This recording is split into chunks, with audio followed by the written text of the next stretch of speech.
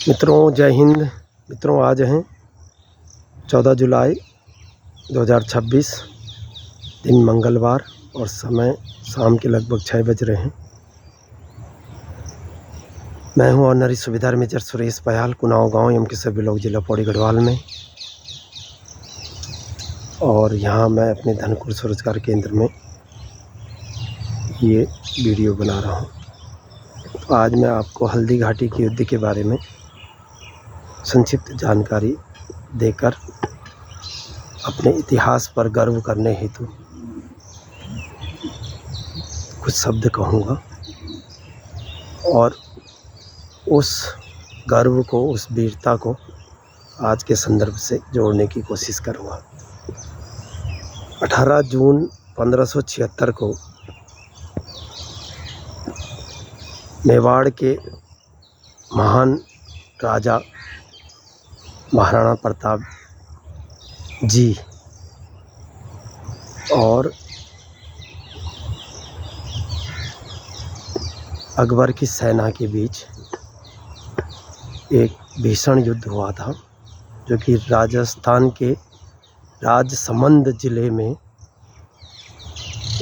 दो पहाड़ियों के बीच के दर्रे में ये युद्ध लड़ा गया था। और गजब की बात यह है कि जो अकबर की सेना का नेतृत्व हमारे हिंदुस्तान के ही राजा ने किया था, वो राजा था आमेर का राजा मान सिंह। और इस हल्दी घाटी के युद्ध में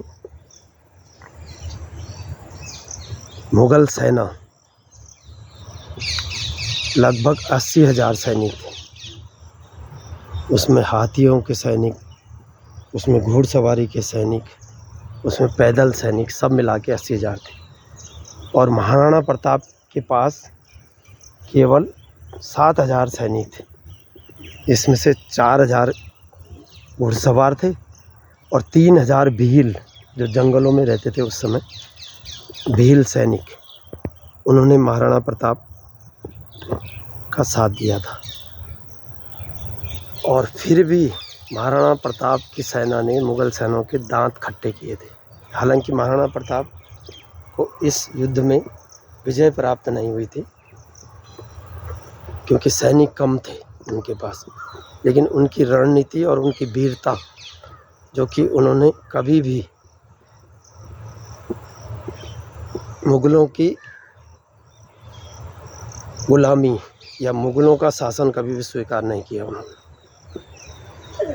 तो संक्षिप्त में कहानी इस प्रकार है कि इस युद्ध में महाराणा प्रताप की वीरता, उनका एक घोड़ा जो जिसका नाम चेतक था, उसने महाराणा प्रताप की जान बचाई। अंततः वो चेतक घोड़ा इसी युद्ध के दौरान शहीद हो गया था। और फिर उसने शहीद होने से पहले महाराणा प्रताप को युद्ध की विषम परिस्थितियों से जीवित बाहर निकाल दिया था। तो हल्दी घाटी का युद्ध का संदर्भ बहुत ही गौरवान्वित करने वाला है। उसी तरह से हमारे जो किसान हैं वो भी खेती में किसी हल्दी घाटी के युद्ध से कम विषम परिस्थितियों से नहीं जूझते हैं। और उसी क्रम में हम मल्टी लेयर फार्मिंग के दौरान हल्दी की खेती के लिए विषम परिस्थितियों में खेत तैयार कर रहे हैं। एक तो हमें उतना ज्ञान नहीं है, लेकिन फिर भी विश्व प्रकृति निधि और इको विकास समिति कुनाव के सहयोग से हम जो है ये खेती की शुरुआत करने जा रहे हैं, जिसके लिए हमने खेत तैयार कर दिए हैं। और ये खेत इस प्रकार हैं कि 80 बाई 80 का हमने, क्योंकि मैंने 2 खेत तैयार किए हैं। 80 बाई 80 का एक बड़ा खेत होना था, 40 बाई 40 का एक बड़ा खेत होना था। 2 खेत है तो 80 बाई 80 का हो गया। तो ये हमने ये दूरी यहाँ से यहाँ और वहाँ, क्योंकि यहाँ हमारे पास 80 बाई 80 नहीं हो पा रहा था, क्योंकि हमें घास भी चाहिए था गायों के लिए।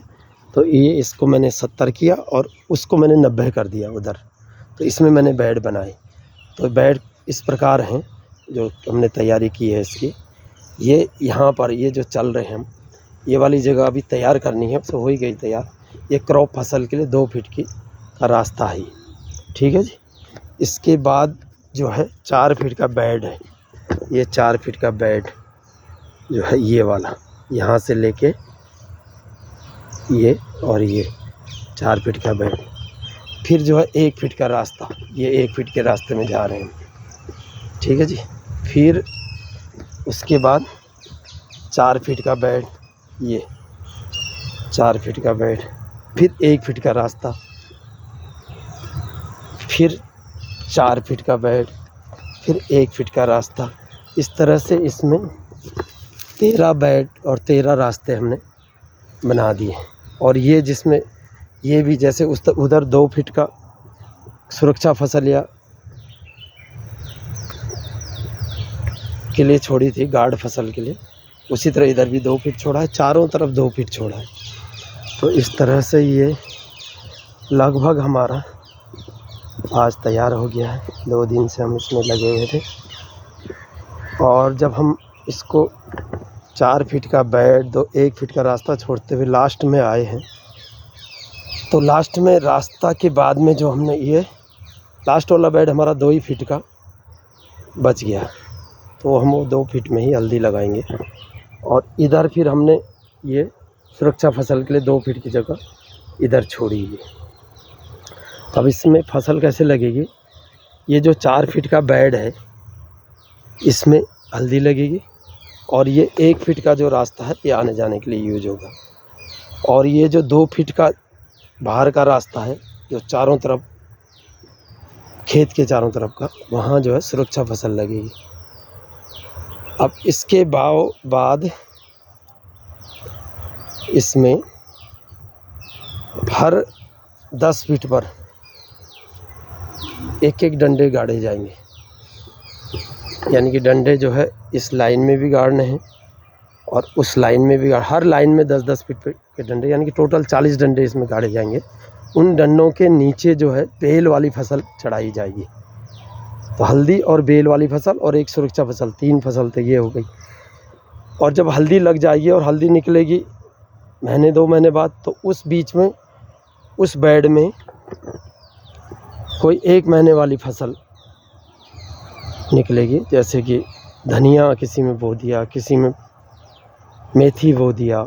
इस तरह से जो भी हमें 6 प्रकार के बीज मिलने हैं इसमें हल्दी को लगा के, तो वो सब जो है बोई जाएगी। और ये जो डंडे खड़े किए जाएंगे इस तरह से, समझो ये तो छोटा डंडा है, केवल मार्किंग करने के लिए, मार्किंग वाली रस्सी बांधने के लिए था। इन डंडों को में जगह जगह जितने भी डंडे रहेंगे, 40 डंडे बहुत होते हैं पूरे, जब डंडे गाड़े जाएंगे तो ऐसा लगेगा खेत में जो है डंडे ही बो रखे हैं।